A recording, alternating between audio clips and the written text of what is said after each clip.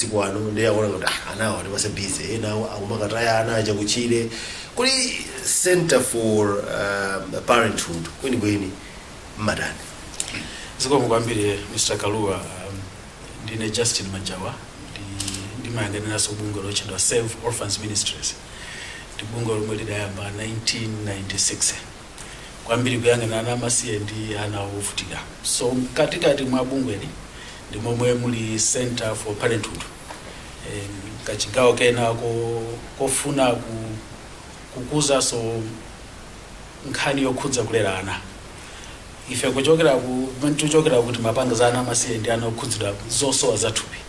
Koma kenako zaka zingapo zadutsa zitayamba kuphunzira kuti nthawi zambiri mwina timaongola mbatata itakula kale. So polima mbatata pali zinthu ziwiri, pali mbewuyo ndi palinso mlimi.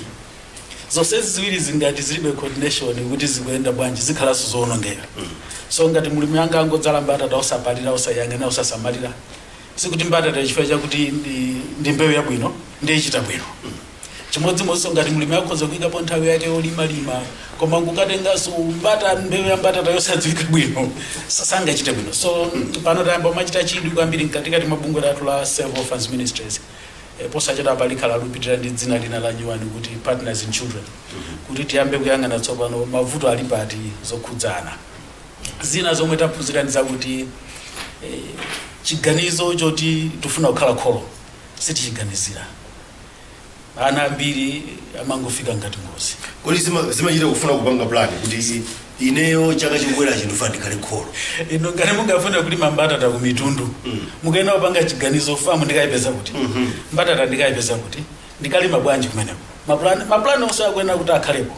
So munthu sungovumbuluka lero kuti basi kenako tili ndi mwana tabereka tu mwana. Pesa kuli ngozi kodi. Kumachitika kuti. So koma pali ngozi zina zopewekaso.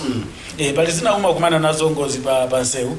Ndi mafusa kuti pano ngozi zachitikazi makamaka. Chimachitika baba choti chikhoza kupangitsa ngozi. Koma ngati munthu atapezekaso kuti anali pa phone, nkuchita ngozi imene singozi. Chifukwa anali wapeweka. Chimodzimodzi kulera mwana ndi zinthu zoti ukuyenera kuti upange chiganizo. Inu Mr. Kalua mwakwatira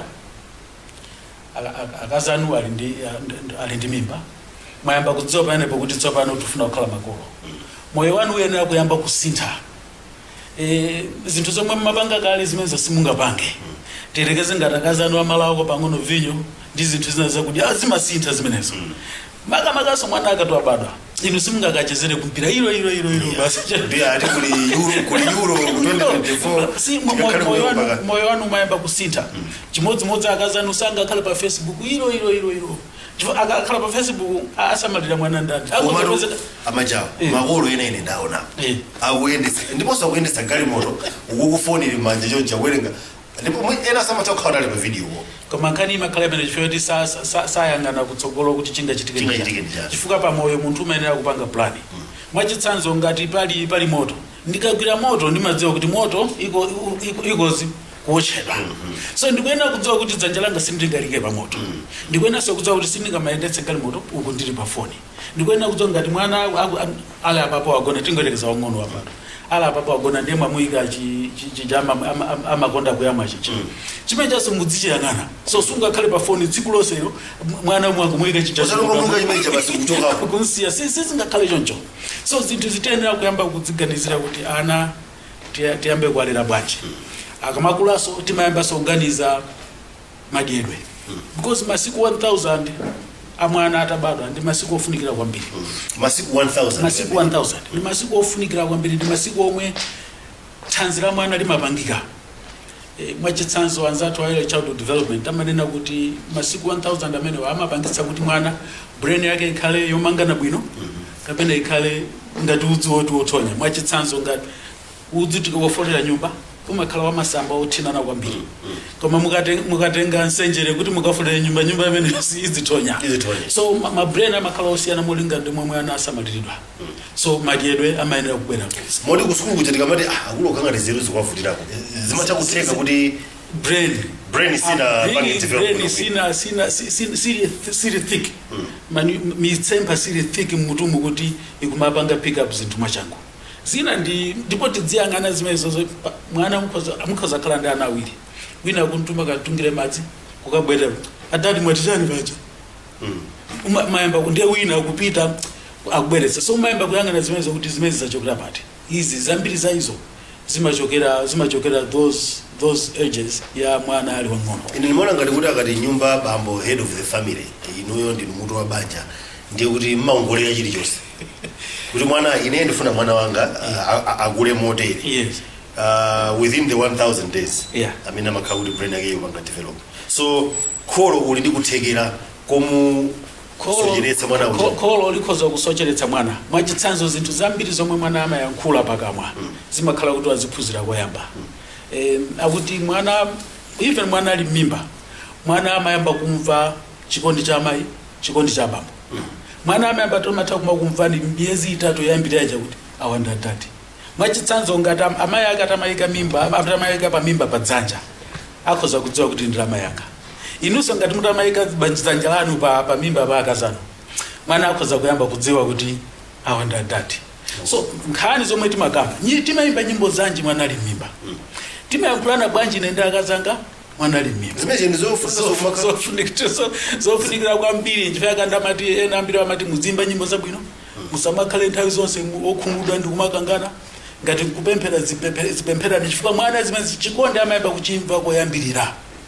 Ana ambiri ndoti ana amabadwa okunduka chifukwa cha zinthu zomwe anayamba kudzimva ali m'mimba. So zimene environment imene akukhala mayi oyembekezeracha ndiye kuti whatever happens zimathaso kumpanga affect chifukwa zimene amadzimva amamva kuti zikuchitika kunja kusiza bwino. Ndino kumalayi kunoko vuto limene ndaliona kwenikweni ena ndimamva ndithu akuyankhula mwana amalera ndi mulungu kandi mawu achikulu amenewo komano ineyo zimandionetsa kuti ndi chinthu chonena kuti it doesn't mean kuti pali wina aliyense amene angalephere kulera mwana.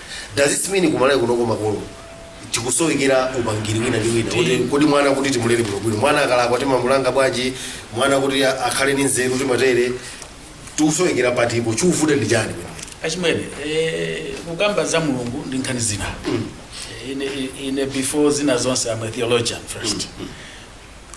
Mulungu amatipatsa brain ndi amayisira pomwe kuti ukusopana zipangani zisankhonoka. Mulungu sangakupatsa brain ndi akakulimire ndi akubweretsere sima ndi akudyetse zinazi amakusiya kuti udzipanga wekha. Chimodzimodzi maleredwe makuzidwa a mwana zimenezo zili m'manja mwathu komanso kuti mwana akabadwa adziwe kuti umulozereso kwa mulunguyo ndi mphamvu ya makolo. So mukamanditengera mwana ku church kuti akadziwe kuti kunja kuno mulungu imene ndi mphamvu yanu. Mulungu sakukwapulani kuti tabweretsani mwanayo kuti andidziwe. So zinthu ngati madyedwe ndi zinthu zakuti upange chiganizo. Zinthu ngati mwana wanga ndifuna kuti akule motani zimenezo zoti upange wekha chiganizo. Ngati mwana adziyankhula zichani zimenezo chiganizo. Kuli research ana omwe makolo awo akhala kuyankhulana bwino akuonesa chikondi anaso amakula mamoyo omwewo. Mwachitsanzo posachedwa pati kukambirana nkhani yomwe ndi nzanga wina amandiuza kuti tsiku lina mwana wake anampeza ndi amamfunsa kuti koda atati mupanga chani iwaja amalemba papepala ndi anauza kuti ndikuti asima kungofuna kukhala sarcastic kumuyanga mwana kungofuna kukhala sarcastic. Tsiku lina iwosa kubwera anampeza mwana akusewera pa matope ndi anamfunsa kuti upanga chani akuti ndikugona. Anabwezere chifukwa zinthu izi ndizezonena kuti komano kholo kungova yankho limenelo iwe amakwiya koma waiwala kuti iwe ndemwe unayika chinthu chimene mwanayo. So mwana amaona zimenezo. Si mabanjamu ana ochepa akhoza kubwera kwa ine amajawa daddy I want to be like you. Oh mommy I want to be like you. Ndi ana ochepa omwe amanena zimenezo kwauza makolo awo. You should get to a point where mwana is admiring you and says, Robert, I want to be like you. Because I want zinthu zabwino. Now mwana cannot say I want to be like you. When you come home already weighed on yourself, ukuchokera kubara wachezera kumweko. How can mwana say I want to be like you?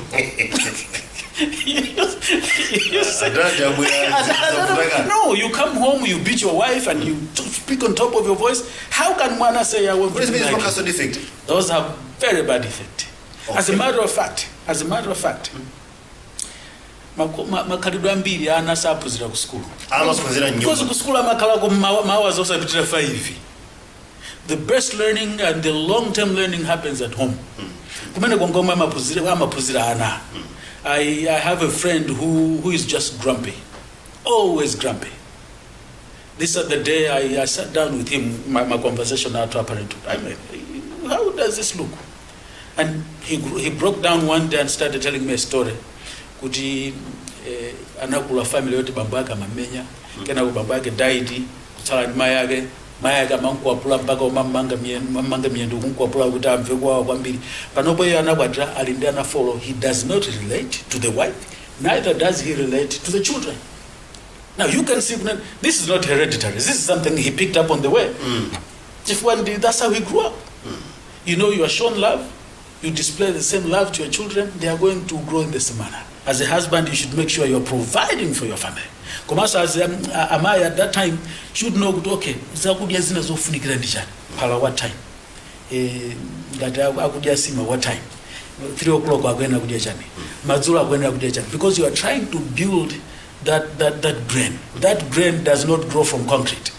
Brain is a two sisi kula kuchokera ku cement here. Sima kula kuchokera kuzakudia. So there are all those changes that are involved. If I was traveling, I've seen parents, especially in the US. I've seen parents who, if both were working, Nzime would say, or Nzime would say, I will take a lesser job, so that I'm home.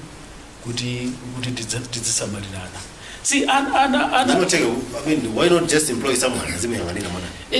Yes, but it is also difficult because the parental care, the care ya mtoto amagira chifera kulandira drama ndiziviti zosiyana.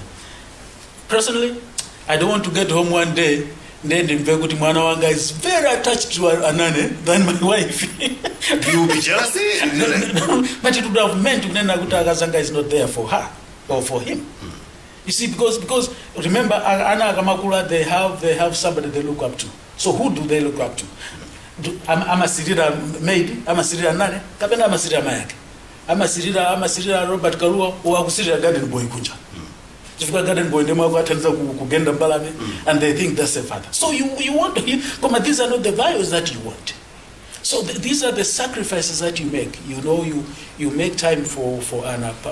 And the good thing is, but these are some of the fears people think, hey, so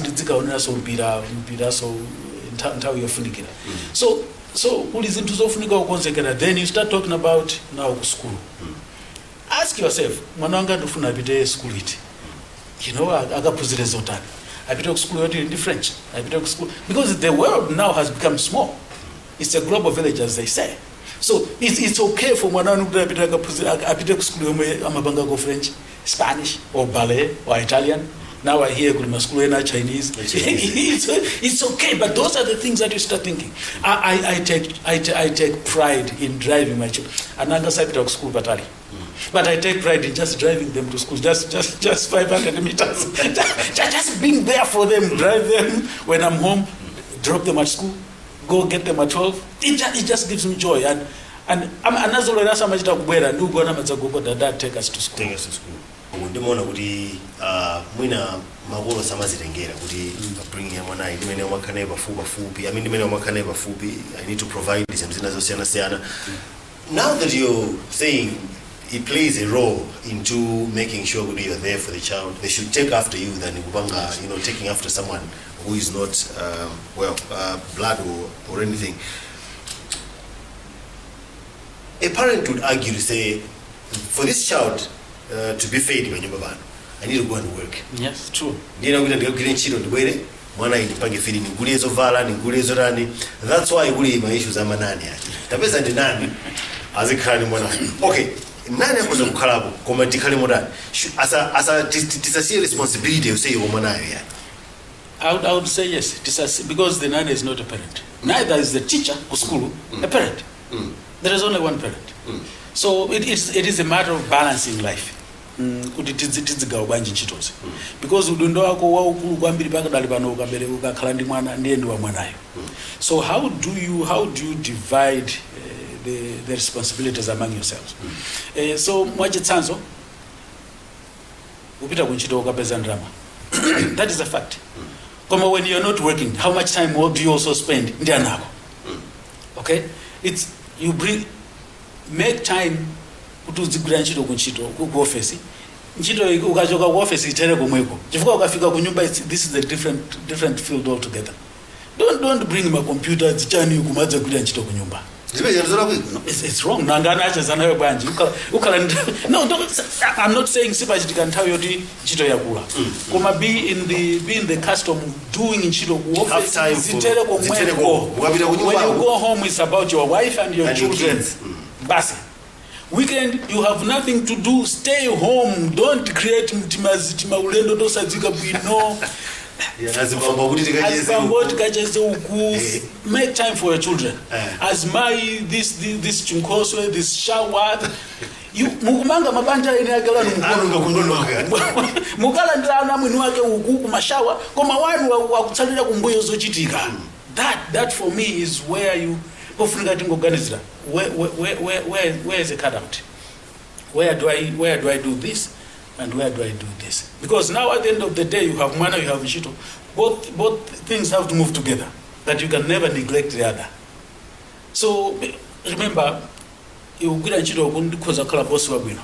Koma uzizi fusa so kunyumba ananga ndiwarera bwanji utazakala boss wabino. Because at the end of the day, even mabanja abira kuvuda, it's where we're coming from. We should remember always we are raising a good citizen of this nation. Now, generation E. Chigambeza generation iri banoi igumaganiza ngari kuti one way of sorting out my issues is committing suicide. Vulo la parenting is many. I've seen Anna as young as 17 committing suicide. 15 you know akulenga moyo wao mwana bazaka 15 audziwa jani. So ndiye kuti kumene kuku ana umabanga behave chonchiwa magolo ro pali bijima lochita ndipo I would say 100% ambira iwo. That's where I'm saying we should open up to the extent that mwana can start talking to you as a dad. Can your mwana come to you and say, I'm struggling? Those are the questions that you should be asking. Can the mwana go to the mother and say, I have a problem? Can we talk? You know, without feeling good, they are being judged. You know, in talking to a child, the books say, stay away from don'ts. Don't ask them, why did you do this? You should never do this again. No. What you should be saying is, I don't like what you've done. Those are two different things. What did you do? Bringing them down, self-esteem. Because they think, oh, my mom is judging me, my dad is judging me. But when you say, this is not good, I don't like it, then you're talking of an act. More so than attacking the character. So for Magola, we have a lot of work. If the child cannot talk to you, there is a problem there. That's one. Number two, the social media is taking a bigger role. It's taking a big toll on bringing a child. Instead of you talking to a child, ungo mwana agalira kutenga chakudya kumpatsa kutenga sweet kumpatsa with kai mwana akudanda zimene zozo you think they are going to silence them. You are not talking to them. Now kunyumba chifedi inenda kazanga tonse tribize mwana tablet ishi you don't even know what they are watching, but you think you are silencing them because you are important life here and you don't know what it is. I've seen there is this big voice that comes on social media, especially YouTube. It says this is chopped. You do this to your parents. You don't do that. If you don't do this, it means you don't love your parents. There is this one voice, this specific one voice. Commanding them. you know, there are cartoons. They are leading children to do bad things. Remember the things that we see on social media, especially with the small brains. Those command your voice. So how do you start controlling? How do you become the gatekeeper? You want personal touch is much important than what you hear from the whole world. So ana afika pachapote, they can talk to me, they can talk to you. Even kuyamba kwaphunzitsa, take them to kulima course ana mapangidwa ni mabungo sana siana, the things that you don't do, the things that you do. If you meet somebody panseu and they want to touch you, say no and mukuane. Tiambe kwaphunzitsa ana zinthu. If you have a problem, talk to me. Very painful. So you want to be there, and I'm not saying what if you are talking to the man, you could have detoured their mind. Or talk him out of that decision. Because they will not tell you good in they'll start with the problem. What if you have chance now, there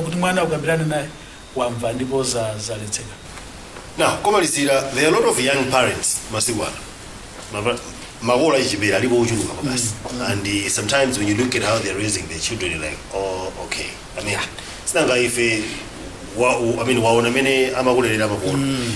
what advice can you give Bankanio Lera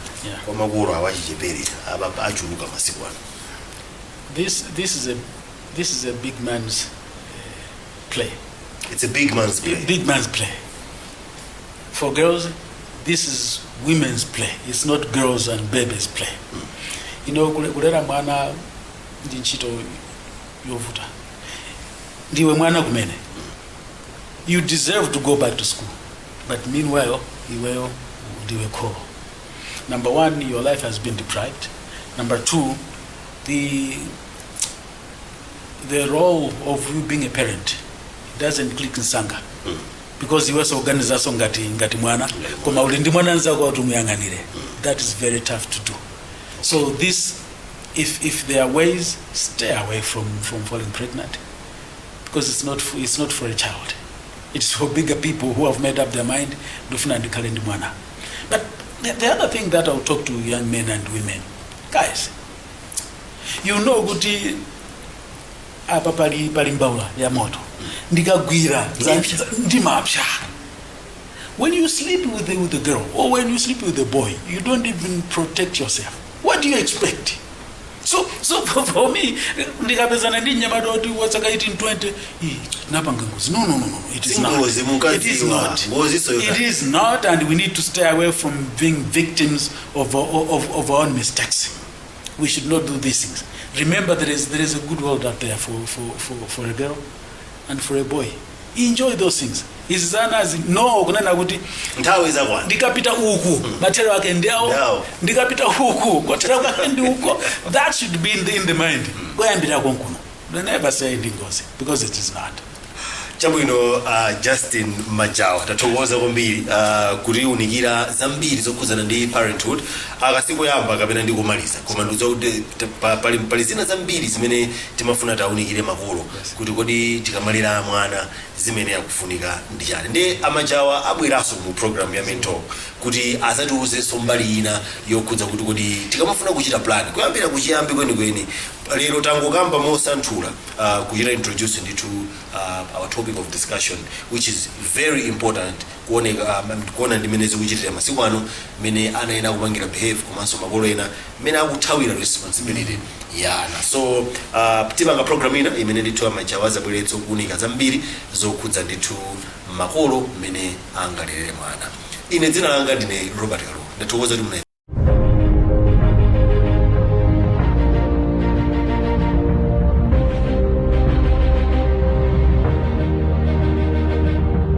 dziko lomwe kutukuka kumadalira kuchita zinthu mwachindunji ndi utsogoleri wa masomphenya, mpofunika kufunsa mmene tingakonzere tsogolo lathu kukhala labwino.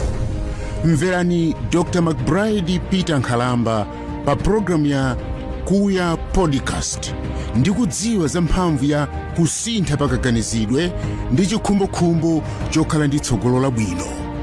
Mpulogalamu imeneyi Dr. Nkhalamba akutambasula mitu yosiyanasiyana yokhudza Malawi, kuphatikizapo chiyambi cha boma, mmene zinthu zilili panopa, ndale ndi utsogoleri, mavuto azachuma ndi mayankho ake, komanso ntchito ndi udindo wa nzika. Kuya Podcast idzakupatsani njira zenizeni ndi zopindula kusintha kaganizidwe ka boma ndi anthu m'Malawi.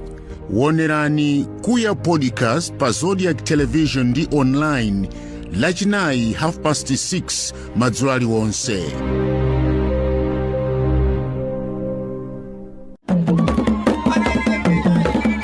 Amalawi timadziwika ndi chikhalidwe chathu. Magule amakolo athu ndiye gawo limodzi la chikhalidwe. Magule athu osiyanasiyana ndi mbali imodzinso imene imakopa alendo ambiri amayiko akunja kudzacheza mdziko lathu lino. Ichitu nchifukwa chake Zodiac inakhazikitsa mpikisano wa magule osiyanasiyana wa Zodiac National Traditional Dance Contest Zondako. Cholinga chake cha Zondako ndi kupititsa patsogolo magule athu mdziko lino. Kwinaku tikulimbikitsa chikhalidwe chathu cha makolo. Opambana akumalandira mphoto. Magulu omwe tayamba nawo ndi Manganje mchigawo chakumwera, Vimbuza mchigawo chakumpoto ndi Chisamba mchigawo chapakati. Tsatirani mpikisano wa Zodiac National Traditional Dance Contest Zondako omwe akutipatsira ndi a kampani ya Beya Phindu mpwechepweche.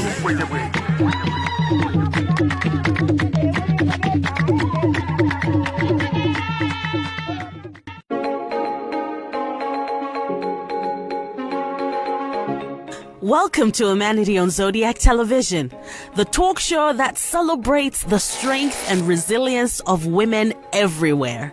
Each week, we bring you powerful personalities and everyday people who share their stories and experiences that bring important issues to light. Our program features inspiring women who have overcome obstacles and made a real difference in their communities. Their stories inspire change and elevate the voices of women everywhere. We're not just about women's issues, we invite men to join us in the conversation too. We believe that by engaging with men, we can create a more inclusive and equitable society for everyone. So join the fun, engage in meaningful conversation, and get inspired. Join me, Ruth Kulaisi, every Tuesday at 6 p.m. for Womanity on Zodiac Television.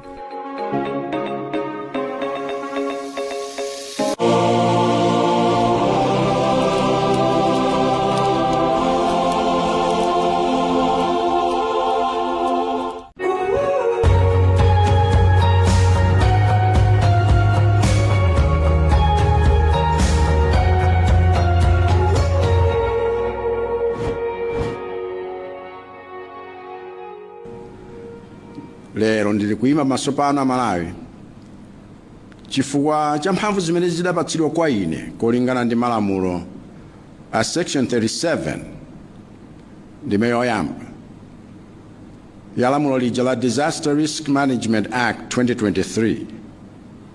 Kuti lero ndikunena kuti maboma 23 pa 28 a dziko la Malawi kuli ngozi chifukwa cha nkhani ya El Nino. Ndipo kulamula kumene kutsopano kukuyamba lero 23 March 2024. Awa anali mawu a mtsogoleri wa dziko la Malawi Dr. Lazarus Maikathi Chakwera kupempha maiko, mabungwe komanso anthu osiyanasiyana kuti athandizepo pavuto la njala za kusintha kwa nyengo. A Frank Gomani ndi mmodzi mwa akuluakulu ku bungwe la Insurance Association of Malawi. Chimene chimachitika ndi chokuti nkhani ngati imeneyi sikuti imakhudza munthu mmodzi yayi, kapena kuti imakhudza mlimi mmodzi yayi, kapena kuti imakhala kuti klabu mmodzi, imakhala kuti muna gulu la anthu. Ndi chimene chimachitika ndi chokuti timafuna kuti anthu aja abwere ngati gulu kapena ngati maklabu. Pali magulu ena amene amathandizira kwambiri alimi Malawi muno. Ndi amati akathandizira amatipasanso anthu onse alimi onse kuti alimi ndi angati nanga kulima chani tiyerekeze mwina ku klabu kapena limene ngati kuchikwawa kapena kunsanje kumene kuja kawiri amalima chani thonje ndi kuti kukhoza kukhala kuti kuli thonje kapena kukhoza kukhala kuti mwina kulima pira komanso kuliso zina ndi zina. Ndi alimi onse aja akhale gulu limodzi atibweresere ndi magulu amene afikira aja. Ndi zikaterono tikhala ndi mayina anthu aja klabu yawo ndi zimene akulima komanso mulingo kuti kodi anthu aja amayembekeza kuti akolola ndalama zokwanira zingati. Ndiye zikatero tsopano ife insurance ndi pamene timapereka ngati timati mulingo kapena kuti quotation.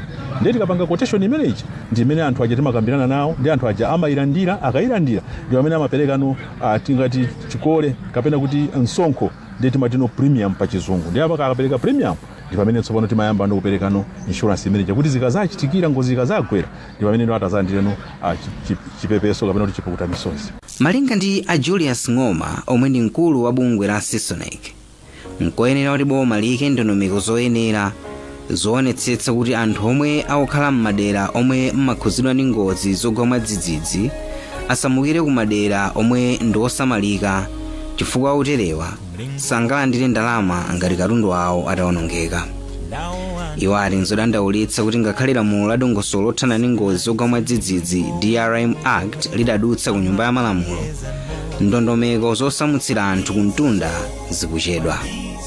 Muziko munomo mchaka cha 2023 boma linakhazikitsa lamulo la tsopano limene lili la loyang'ana ngozi zogwa mwadzidzidzi timati muchizungu Disaster Risk Management Act, imene ikuonesesa kuti kamena ikuthandizira amalawi kuti amvetsetse nkhani za ngozi zogwa mwadzidzidzi, komanso mbali imodzi kuonesesa kuti amalawi azindikire kuti madera ena sokhala kapena ndi malo aziopsezo ndiye kuti anthu saona kuti akhale kapena agwireko ntchito zosiyanasiyana. Ndiye tingati lamulo limene likunena ndithu momveka bwino kuti anthu sakuyenera kukhala malo osayenera kapena malo amene boma linawakonza kuti akhale kapena litaunika akhale malo okuti anthu sangakhaleko chifukwa kuti kuli ziopsezo zosiyanasiyana.